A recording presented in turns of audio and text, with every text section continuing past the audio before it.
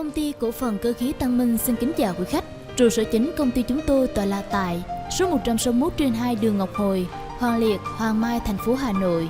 Chi nhánh miền Trung tại số 410 đường Lê Văn Hiến, phường Khuê Mỹ, quận Ngũ Hành Sơn, thành phố Đà Nẵng.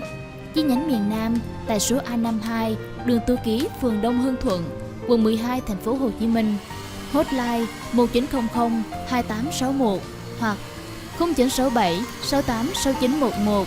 Tân Minh chuyên cung cấp các dòng máy và thiết bị như máy chế biến thực phẩm, máy đóng gói, máy ngành dược, các dây chuyền Xerox, thiết bị cà phê, đồ uống.